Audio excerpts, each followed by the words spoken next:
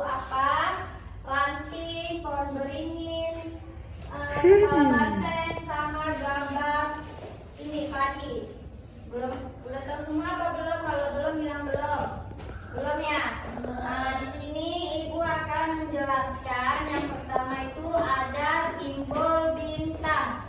Simbol bintang itu artinya sama dengan bahwa bangsa Indonesia adalah bangsa yang religius, yaitu bangsa yang beriman dan bertakwa kepada Tuhan Yang Maha Esa. Nah, yang kedua, gambar rantai. Gambar rantai itu artinya gambar rantai dengan latar belakang warna merah dijadikan sebagai dasar kemanusiaan yang adil dan beradab. Nah, yang ketiga itu ada gambar apa? Nah, yang ketiga ada gambar pohon beringin. Gambar pohon beringin yaitu artinya simbol ini terletak di bagian atas sebelah kiri. Gambar bintang dijadikan sebagai dasar persatuan Indonesia. Yang keempat itu ada gambar kepala banteng. Ada yang tahu nggak apa artian kepala banteng? Enggak ya. Kepala banteng itu diartikan simbolnya sebagai tenaga rakyat. Nah, yang kelima ada gambar padi dan kapas. Nah, padi dan kapas artinya yang melambangkan kemakmuran dan kesejahteraan. Nah, itulah tadi arti dari simbol-simbol yang ada di Pancasila. Ayo, ini tadi hadir semua kan? Nah, sekarang kita mau bagi kelompok. Ayo, karena berhubung ini 4 orang, coba kamu ke situ. Ayo, jadi satu kelompok 2 orang ya, masing-masing berarti 2 kelompok. Coba keluarkan pulpen kalian masing-masing. Ayo, keluarkan pulpen dari masing-masing. Coba tuliskan nggak? Coba tulis, ambil bukunya. Yang pertama itu coba cari fungsi dan peranan Pancasila. 39, 40, 41, 42, 43. Satu kelompok itu minimal 3. 3 ya, 3. Sama coba cari pengertian keutuhan NKRI. Ayo, yang pertama, fungsi dan peranan Pancasila. Coba cari fungsi dan peranan Pancasila. Yang kedua, pengertian keutuhan NKRI. Tunggu waktunya 10 menit. Ayo, dimulai dari sekarang ya. Nanti satu per kelompok untuk membacakan hasil diskusinya ke depan. Udah? Karena waktunya udah selesai, sekarang ibu mau satu kelompok membacakan hasil diskusinya dari yang belakang dulu. Ayo bacakan fungsi peranan Pancasila sama pengertian keutuhan NKRI. Maju ke depan. Dengarkan ya. Sebagai pandangan Itu apa itu, Pak? Dari awal. Fungsi dan peranan Pancasila. Iya, baca dulu. fungsi dan peranan Pancasila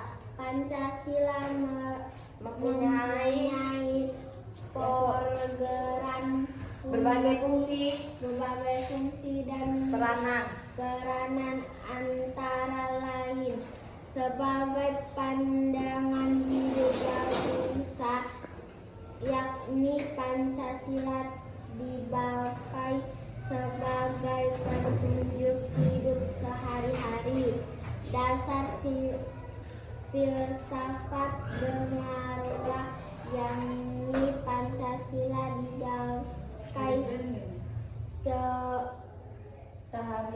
sehari-hari, lantasan penyelenggaraan pemerintahan negara. Nah, ini yang sekarang tentang dari hasil diskusi teman kalian, keutuhan NKRI. Keutuhan NKRI adalah upaya kursinya. mengembalikan keutuhan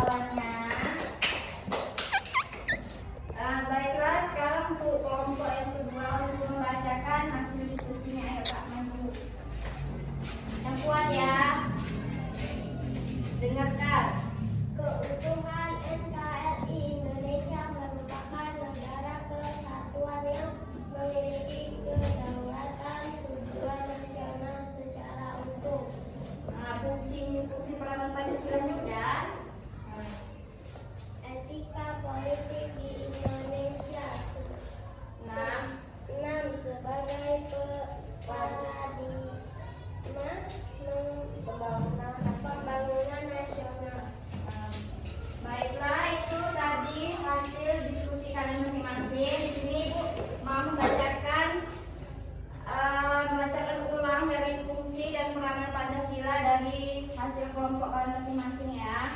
Nah, dari kelompok 1 tadi, fungsi dan peranan Pancasila itu yang pertama, sebagai pandangan hidup bangsa, yakni Pancasila dipakai sebagai petunjuk hidup sehari-hari. Yang kedua, dasar filsafat negara, yakni Pancasila dipakai sebagai landasan penyelenggaraan pemerintahan negara.